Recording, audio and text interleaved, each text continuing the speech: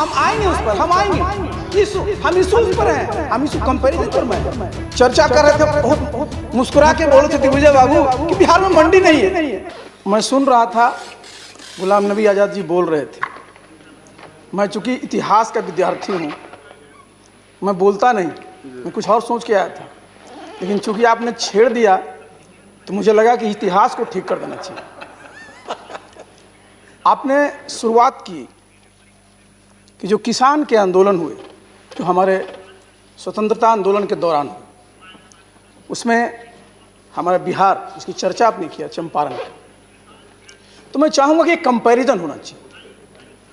जो चंपारण में सत्याग्रह उसमें हमारे किसानों ने किया, जिसमें पूज्य बापू ने नेतृत्व दिया, उसमें इशूज क्या थे और आज जो है वो क्या इशू है, कंपैरिजन होना चाहिए। उसमें इशू क्या थे? उसमें इशू था 3 कठिया जो खेती करवा रहे थे, जो आप चर्चा कर रहे थे, नील की खेती। जबरदस्ती जो किसान गन्ना उपजाते थे, धान की खेती करते थे और भी चीज़ों की खेती करते थे, उनको जबरदस्ती कि अगर 1 बीघा 20 कट्ठा हम लोग कहते हैं, उसमें से 3 कट्ठा मैंडेटरी आपके लिए ये नील का उत्पादन करना पड़ेगा, खर्च भी आपको अपना ही देना पड़ेगा। आप जरा मुझे बता दीजिए, ये तीनों जो बिल हैं, इसमें कहीं भी इसकी चर्चा है कि किसान सरकार के द्वारा बताए गए जा रहे किसी भी चीज की खेती करे? बता दें किसी में अगर, तो कैसे इसको चंपारण से इसकी तुलना करेंगे? नहीं कर सकते, बिल्कुल इशू डिफरेंट है। आप आइए दूसरे इशू पर, आप आइए। आपने खेड़ा का उदाहरण दिया, हम आएंगे उस पर, हम आएंगे इशू, हम इशूज पर हैं, हम इशू कंपैरिजन पर मैं, हम कंपैरिजन पर हैं, हम उस पर नहीं है। हम हिस्टोरिकल फैक्ट्स पर हम आ रहे हैं। आप आइए खेड़ा, आप आइए खेड़ा आंदोलन में आइए, आप आइए बारदोली में, जहां हमारे बापू, पूज्य बापू और सरदार वल्लभ भाई पटेल, उनका नेतृत्व रहा। क्या था इशूज? इशूज क्या था? लगान का इशू था। जरा बता दीजिए तीनों बिल में कहीं लगान का कोई इशू है? क्या कंपेयर कर रहे हैं? बोलने दीजिए, बोलने दीजिए, बोलने दीजिए। कंपेयर क्या कर रहे हैं जो बता दीजिए। नहीं, इशू जो है क्या है? देखिए इशू देखिए, लगान का इशू नहीं है।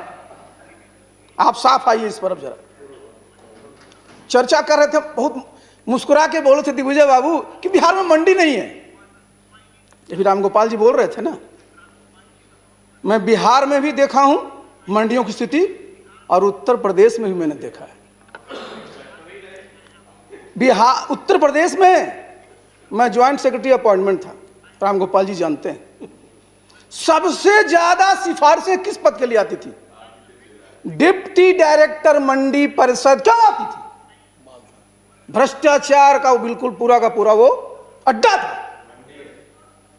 एक एक पद, एक एक व्यक्ति, कितनी सिफारिशें आती थी, कहां से आती थी? आप चलिए हमारे बिहार में क्या हाल था।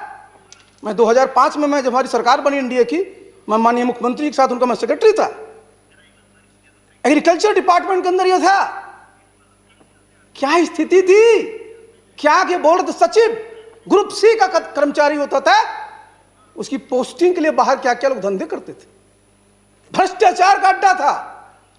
एपीएमसी को खत्म किया बिहार सरकार ने। रिजल्ट क्या हुआ देखिए सामने, आप देखिए 2006 में खत्म किया। बिहार में अन्न का उत्पादन 2005 में कितना था? 81 लाख टन था। आज हमारा 181। प्रोक्योरमेंट क्या था? बहुत कम प्रोक्योरमेंट था 2005 के पहले। आज हमारा लक्ष्य 45 लाख टन सिर्फ धान का है। आप चलिए प्रोडक्टिविटी पर। बिहार में पहले क्या था? जो हमारा मक्के की चर्चा करे तो मैं आऊंगा उस पर। मक्के का उत्पादन 135% बढ़ा है 2005 के बाद। धान का 119% बढ़ा है, गेहूं का 118% बढ़ा है, और मत्स्य का, और उस पर तो जाइएगा तो बहुत बड़ा है। ये कैसे हुआ? ये इस प्रकार की जहां जहां एक्टिविटी होती थी सबको समाप्त किया गया। तो देखिए, उसको लोगों को कंफ्यूज मत करिए, कंफ्यूज नहीं करना है चीजों को। स्टेट आइए जरा, आइए पहला कानून पर। पहला कानून क्या कहता है? पहला कानून ये कहता है किसान के पास ये आजादी है, वो स्वतंत्र है कि अपना उपज वो कहां बेचे, मंडी में भी बेच सकता है। वो को रोका है क्या? आप बताइए, मंडी में अभी चर्चा कर रहे थे, जाइए मछली लेकर के मंडी में। हम तो देखते रहते हैं ना, क्योंकि हम तो गांव जाते रहते हैं।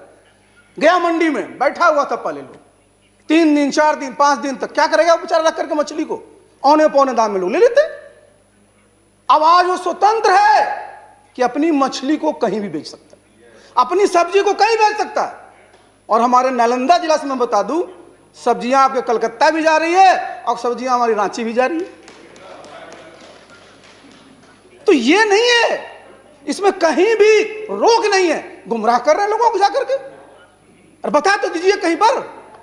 अब दूसरा जरा पास आ जाइए, दूसरे में आ जाइए। क्या कह रहे हैं आप कि भाई जो अभी राम गोपाल जी बता रहे थे कॉन्ट्रैक्ट फार्मिंग, आप चले जाइए बिहार उत्तर प्रदेश में, ठीक ही तो बोल रहे थे वो। इनफॉर्मल कॉन्ट्रैक्ट फार्मिंग तो हो ही रही है। ये पूरा बटाई है क्या? कह रहे थे ना कि 2 साल से ज्यादा नहीं देंगे क्योंकि कब्जा कर लेगा। और कॉन्ट्रैक्ट में क्या होता है? कॉन्ट्रैक्ट कहीं फोर्स्ड नहीं होता है। कॉन्ट्रैक्ट में आपका अपना जो है उसमें विलिंगनेस होता है। 2 पार्टी जब विलिंग होती है तब कॉन्ट्रैक्ट होता है। किसान कॉन्ट्रैक्ट करने के लिए फोर्स्ड है क्या? उसकी इच्छा नहीं है, वो नहीं करेगा कॉन्ट्रैक्ट। उसकी सुविधा है, उसको सहूलियत मिलेगी, उसकी आमदनी बढ़ेगी तो कॉन्ट्रैक्ट करेगा। तो इसलिए इस चीज की चिंता नहीं होनी चाहिए, कहा है। और तीसरा तो बड़ा बढ़िया आपने कहा, तीसरा जो एसेंशियल कम्युनिटीज एक्ट पर आ जाइए। कौन सा जमाना था? 1954-55 में जब एक्ट आया था, एसेंशियल कम्युनिटीज एक्ट, स्कार्सिटी का जमाना था। हम लोग शिप टू माउथ वाली इकोनॉमी थे, बाहर से अनाज आता था, PL 480 की मार खाते रहते थे हम लोग, और तब जो है हम लोग को यहां खिला पाते थे। और आज क्या है? 296 मीट्रिक टन खाद्यान्न उत्पादन हो रहा है और 320 मीट्रिक टन सब्जी और फल का उत्पादन हो रहा है। हम सरप्लस में हैं, हमको स्कार्सिटी में नहीं है। तो आज जो आप कहिएगा कि सर लोगों को छूट दी जा रही है, कितना रख लीजिए उतना रख लीजिए, क्यों? जरूरत है आपको। इस जो भय होता था 3/7 जो एसेंशियल कम्युनिटीज एक्ट का होता था, एक टेरर होता था इसका, और उसमें व्यवस्था है कि अगर समस्याएं ऐसी होंगी तो उसको लागू किया जाएगा।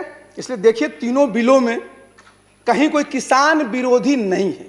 लेकिन हां, आपको लगता है कि साहब उसमें और सुधार की गुंजाइश है, तो जरा मैं आना चाहूंगा। देखिए, जो लोहिया जी कहा करते थे कि कल ही राजनीति, कलह वाली राजनीति जरा आगे चला जाए, क्या है बताइए जरा। सरकार ने बिल एक्ट बना दिए, सुप्रीम कोर्ट में लोग गए, सुप्रीम कोर्ट ने आदेश दिया। यही लोकतंत्र की खासियत है कि अगर कोर्ट आदेश देता है तो हम सब लोग उसको स्वीकारते हैं। सरकार ने भी स्वीकारा, और स्वीकार करके आपको बुला रही है वार्ता के लिए। आइए बताइए साहब, आप कह रहे हैं सरकार की हठ धर्मिता, उन लोगों की भी तो हठ धर्मिता देख लीजिए, क्यों नहीं आ रहे? कौन रोक रहा है? आइए बात करिए, कहां कहां गुंजाइश है, क्या होना चाहिए कि कैसे किसानों की आमदनी बढ़े, इस पर चर्चा होनी चाहिए। कैसे खेती हमारा जो है लाभकर हो, इस पर चर्चा होना चाहिए। कैसे कृषि को लोग छोड़े नहीं, इस पर चर्चा होनी चाहिए। और उसके लिए हमेशा सब जगह लोग को हिस्सा लेना चाहिए, भाग लेना चाहिए। लेकिन मेरा अनुरोध होगा कि चूंकि हम लोगों का जो लोकतंत्र है, इसकी जड़ें मजबूत हुई हैं। हमारा संसद ताकतवर है, हमारा न्यायपालिका ताकतवर है। रमेश जी जहां पढ़े थे अमेरिका में, क्या हाल हुआ? अभी कैपिटल हिल पर अटैक हो गया। अगर एक प्रेसिडेंट हारता है, कहा अटैक करो, सीधे करता है कि नहीं? लेकिन हमारा उस अमेरिका जिसने 171 साल पहले हमसे आजादी पाया, आज उसका 245वां साल चल रहा है, हमारा तो अभी 75वें चलने वाला है। लेकिन हमारे यहां क्या होता है जनता कोई निर्णय लेती है सब स्वीकार करते हैं। इमरजेंसी के बाद जनता पार्टी सरकार बड़ी, लोग स्वीकार किया कि नहीं किया? बिहार में ये भी चुनाव हुए, स्वीकार किया कि नहीं स्वीकार किया? लेकिन आप देख लीजिए क्या होता है अमेरिका में। तो आज हमारी जो लोकतंत्र की जो जड़ें हैं वो मजबूत हो रही है, और लोकतंत्र में संपर्क और संवाद सबसे महत्वपूर्ण है, इसको खत्म नहीं होने देना चाहिए। इसलिए मेरा सबसे अनुरोध होगा कि जिनके जिनके संपर्क में लोग हैं उनसे संवाद स्थापित करिए, और समस्या का निदान कैसे हो, किसानों का जीवन कैसे खुशहाल हो, हमारा देश कैसे तरक्की करे, इस पर चर्चा होनी चाहिए। अपनी हठधर्मिता छोड़नी चाहिए, कल ही राजनीति छोड़नी चाहिए, हमको मिलजुल करके राजनीति करनी चाहिए। तो मुझे तो इस पर इतना ही कहना था। लेकिन एक और, गुलाम नबी साहब, आपने जो शुरुआत की थी उसके लिए मैं आपको बहुत बहुत धन्यवाद देता हूं। आपने जय जवान जय किसान, लेकिन एक चीज और करना चाहिए था आपको। स्वर्गीय हमारे लाल बहादुर शास्त्री जी का एक नारा था 62 का, अटल जी आए जोड़ दिया जय विज्ञान भी। देखिए, जय किसान, जय जवान, जय किसान, जय विज्ञान। आप बिना विज्ञान के, आज हमारे जवान भी हैं, उनका पराक्रम नहीं बढ़ सकता, उनका शौर्य नहीं बढ़ सकता, और विज्ञान ने जो किया है उसी से हमारी सैन्य शक्ति भी बढ़ी है। आप जरा सोचिए, पहले हम लोग क्या होता था एयरफोर्स में, मिग मंगाइए कहां से, देश का नाम हम नहीं लेंगे, जगुआर कहां से मंगा रहे हैं, राफेल कहां से मंगा रहे हैं, बाहर से लाना पड़ता था, नेट कहां से मंगा रहे हैं। और आज कितने प्रसन्नता की बात है, कितना गौरव की बात है कि हमारा HAL 83 तेजस विमानों को बनाएगा फाइटर का, है कि नहीं है? बने थे, लेकिन आपने इतना बड़ा आदेश नहीं दिया था। 48,000 करोड़ का आदेश मिला है। आप देखिए, आप सुन लीजिए, पहले तोप मंगाते थे, तरह तरह के घोटाले हो जाते थे, और आज देखिए अपना टैंक बन रहा है, हमारा सुपरसोनिक, हमारा टॉर्पीडो वो बन रहा है। पहले तो हम लोग 303 से ही काम चलाते रहते थे, आज आप देखिए इंसास है, और भी अच्छी अच्छी हमारी बंदूक राइफलें बन रही हैं। ये सब चीजें हैं, ये सब चीजें हैं, और ये कैसे संभव हुआ है जिसकी मैं चर्चा कर रहा था, उस पर आपको भी आपत्ति नहीं होनी चाहिए। वैज्ञानिकों ने जो काम किया, DRDO के वैज्ञानिकों ने जो काम किया, जी बोलने दीजिए ना, मैं बोल रहा हूं कि प्लीज जय जवान जय किसान के साथ जय विज्ञान भी आ जाए। आप चले चलिए स्पेस में, कितना बड़ा वैज्ञानिकों ने काम किया। आज भाई गगनयान 3 है, आप जहां भी जा रहे हैं, पहली बार जो छोटे छोटे हमारे लॉन्च मिसाइल के लॉन्चर कर लेके अपने स्पेस के लगाए अपने यहाँ, पहले हमको दूसरे देश में देखना पड़ता था। बताइए, अपने पास हिंदुस्तान में कोई भी प्रेशराइज्ड हेवी वाटर रिएक्टर था? ये कितने गर्व की बात है, गौरव की बात है कि ककरापार में हम अपना बन रहे हैं। ये मैं इसलिए बोल रहा हूं कि विज्ञान की देन, और जिसकी चर्चा हम लोग शुरू से किए, किसान की ही, तो पूरा का पूरा हाई यील्डिंग वैरायटीज ये कहां से आया? पूरा का पूरा हाइब्रिड सीड कहां से आया? रोल किसका है? विज्ञान का। मैं व्यक्ति की नहीं बात कर रहा हूं, मैं बात कर रहा हूं विज्ञान की। मैं याद दिला रहा था कि ये नारा जरा थोड़ा सा बदल करके उसको थोड़ा बढ़ा दीजिए, ये मैं आपसे कह रहा था। तो ये जो है, समझिए, आज हमारे देश में हमारे किसानों ने, हमारे जवानों ने और हमारे वैज्ञानिकों ने जो काम किया है, उस सब के लिए हमको गर्व करना चाहिए। ये गौरव का विषय है, और इस सब को हम लोग को अच्छे से मनाना चाहिए। जब घर में आपकी खुशी आती है तो मनाते कि नहीं मनाते? तो हमारे लिए कितने खुशी की बात है। आइए कोरोना पर जरा विज्ञान का देख लीजिए। अमेरिका को मैंने बताया 246 साल हमसे पहले आजाद हुआ, 171 साल पहले, 1776 में। बताइए साहब, वहां पर क्या कोरोना का जरा ट्रैक रिकॉर्ड देखिए। उनके यहां मोर्टेलिटी रेट कितना है? करीब करीब 2% के आसपास है। हमारा क्या है? 1.5 के आसपास है। अमेरिका की आबादी 30 करोड़, हिंदुस्तान 130 करोड़, वहां 2.69 करोड़ लोग संक्रमित हुए। हमारे यहां भी हुआ, लेकिन 1.07 करोड़ ही है हमारे। ये जरा देख लीजिए उनके यहां सुन लीजिए जरा, अमेरिका का ज्यादा याद करते हैं। उनका क्या है रिकवरी रेट? 64%। अपना रिकवरी रेट 97%। और जिसको सबसे ज्यादा आप लोग कोस रहे थे बिहार को कि कोरोना में तो बिहार पहले हो जाएगा, क्या हुआ? बिहार में क्या है? बिहार में जो मोर्टेलिटी रेट है 0.5% है।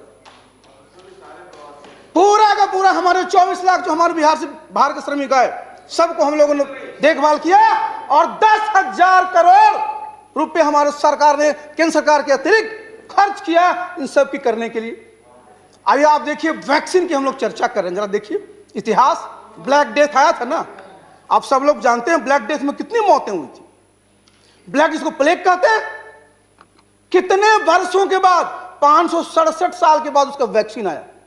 आज भी प्लेग खत्म नहीं हुआ।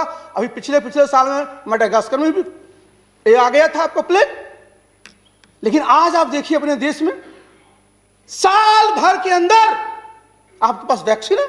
आप स्मॉल पॉक्स को देख लीजिए। स्मॉल पॉक्स मेक्सिको में कब आया? 1530 में। उसका जो है उसके भी जो वैक्सीन आने में कितने साल लग गए, और यूनाइटेड नेशंस को कितना साल लगा? 1979 में दुनिया से हमारा खत्म हो गया वायरस स्मॉल पॉक्स का। लेकिन चिकन पॉक्स अभी भी है, इसलिए अपने बच्चों को टीके लगवाते हैं, लेकिन उसके भी आने में 100 साल से ज्यादा लगे साहब। कोलरा का 75 साल से ज्यादा लगा। लेकिन आज आप देखिए हमारा वैक्सीन साल भर के अंदर आ गया, और इसके लिए हम लोगों को देखिए गर्व होना चाहिए हमारे साइंटिस्टों के ऊपर। और आप देखिए हमारा वैक्सीन की कीमत क्या है। अभी जिसकी चर्चा कर रहे थे कोविशील्ड, जो सीरम इंस्टीट्यूट का 200 रुपया पर डोज, 2 डोज देने हैं 400 रुपये लगेंगे। आप आइए जो हमारा दूसरा वाला जो है कोवैक्सीन 295 रुपये, 2 डोज देंगे 600 रुपये से कम। जरा चलिए उनके पास जहां रमेश जी पढ़ते थे, चलिए वहां, उनका वैक्सीन फाइजर कितना का है? $20, 1400 हुआ ना। मॉडर्ना 37 से लेकर के $40, कितना हुआ? 2500। हमारे साइंटिस्टों ने जो बनाया है वैक्सीन, इसकी एफिकेसी देखिए, इसकी कीमत देखिए। इसलिए हम सब लोगों को, हमारे साइंटिस्टों को सैल्यूट करना चाहिए और केंद्र सरकार को आपको धन्यवाद देना चाहिए। इसमें पार्टी पॉलिटिक्स से ऊपर उठिए कि जिस महामारी को जिस सफलता के साथ, नेतृत्व के साथ काम किया गया है, उस सब के लिए हम लोग को गौरव होना चाहिए। और अंत में साथ जो समाप्त मैं कर रहा हूं कि अपना देश का एक इतिहास रहा, गौरवशाली अतीत रहा है और आगे भी रहेगा रमेश जी। और इसके लिए हम सब लोगों को, जो हमारा देश का ताना बाना है, सामाजिक सद्भाव, सांप्रदायिक सौहार्द, इसको बनाए रखना है, जिससे कि जो कहता है ना सारे जहां से अच्छा हिंदुस्तान हमारा वो कायम रहे। बहुत बहुत धन्यवाद। बहुत धन्यवाद।